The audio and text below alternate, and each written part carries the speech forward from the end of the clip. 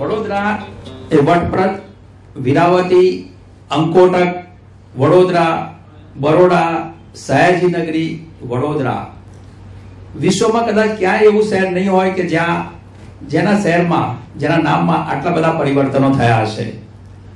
અને ખાસ તો મહાન ઋષિના નામવાળી વિશ્વામિત્રી નદીના કિનારે વસેલા પ્રદેશમાં, એની આબોહવામાં અને એની ધૂળમાં, એના કણે કણમાં એવી રચનાત્મકતા અને એવો કરિશ્મા છે કે અહીંના નગરજનોમાં રચનાત્મકતા અને સકારાત્મકતા એના લોહીમાં, એના કણે કણમાં વસી ગયા છે. આમ જ્યારે વટપ્રદ હતું ત્યારે પણ અહીં શિલ્પકલા હતી, અને આજે પણ એની શિલ્પકલા માત્ર વડોદરા કે દેશ પૂરતી નથી, પરંતુ વિશ્વવિખ્યાત છે.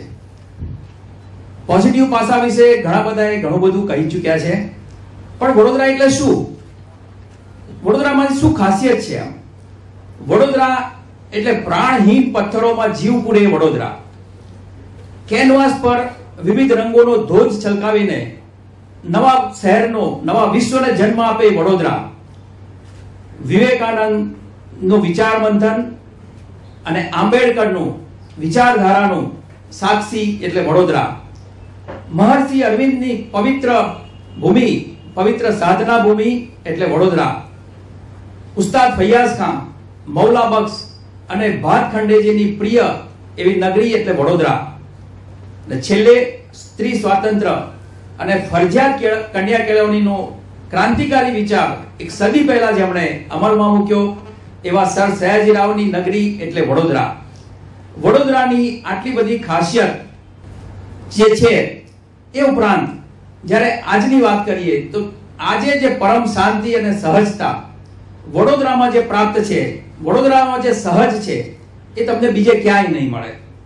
અને અહીંના સંપૂર્ણ સલામત માહોલની જે વાત છે એની તો દેશભરમાં અને ખાસ કરીને નવરાત્રી વખતે એની હરખભેર દેશભરમાં નોંધ લેવાય છે. આમ અને હવે આજે આપણે પાવર સિટીની વાત કરીએ છીએ, પણ એનું બીજું પાસું એ છે કે દાખલા તરીકે જયપુર એ પિંક સિટી કહેવાય છે.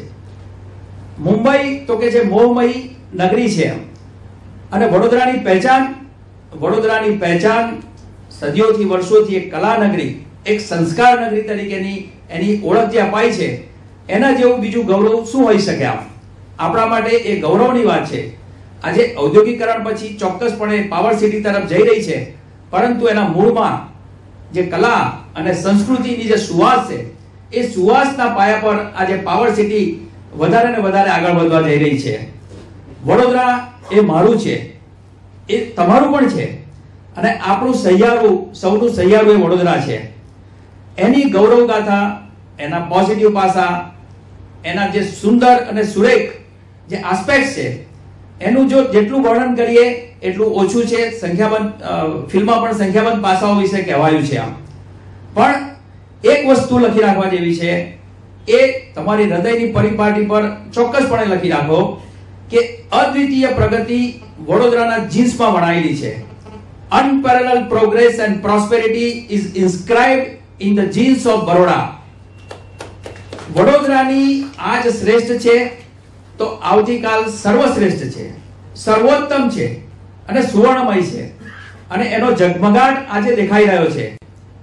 આજે જે વૈચારિક પરિવર્તન, ચેન્જ ઇન થોટ પ્રોસેસ, જે ચેન્જ ઇન થોટ પ્રોસેસનો જે વાસંતી વાયરો ફૂંકાયો છે, એ વાયરામાં સર્વત્ર પ્રસરીને વડોદરાનું જે ચોક્કસ એ કરશે એમાં કોઈ બેમત નથી. હવે સયાજી નગરીની જો આટલી બધી એ છે તો ઉણપ શેની છે? What is the defects and what is the deficiency?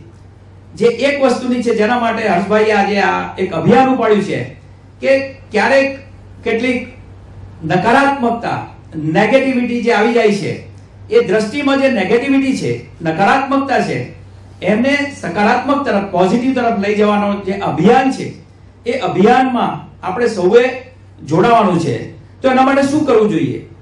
એના માટે વિચારધારાની બુલંદી ખૂબ આવશ્યક છે.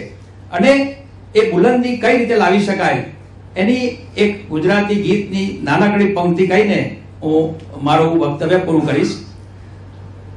તૂટી પડશે નભ નહીતર નિરાશાનું, તૂટી પડશે નભ નહિતર નિરાશાનું, the sky will fall, the sky of depression and the sky of despondency will fall. તૂટી પડશે નભ નહિતર નિરાશાનું, ભીત જો તું આશાની ચડશે નહીં, ભીત જો તું આશાની ચડશે નહીં. છેલ્લે એક દુષ્યંત કુમાર એ જે શાયરી સુંદર કહી છે એ પણ આ જ પ્રકારની એ વાત કહી છે कि कैसे आकाश में सुराग नहीं हो सकता, कैसे आकाश में सुराग नहीं हो सकता, एक पत्थर तो तबियत से उछालो यारो. આજે હર્ષે જે આ પથ્થર પોઝિટિવ વાત તો જે પથ્થર ઉછાળવાની વાત કરી છે એમાં સૌનો સહયોગ સાંપડશે તો આજ નહીં તો આવતીકાલ વડોદરા શ્રેષ્ઠ પાવર નગરી બની રહેશે. Thank you.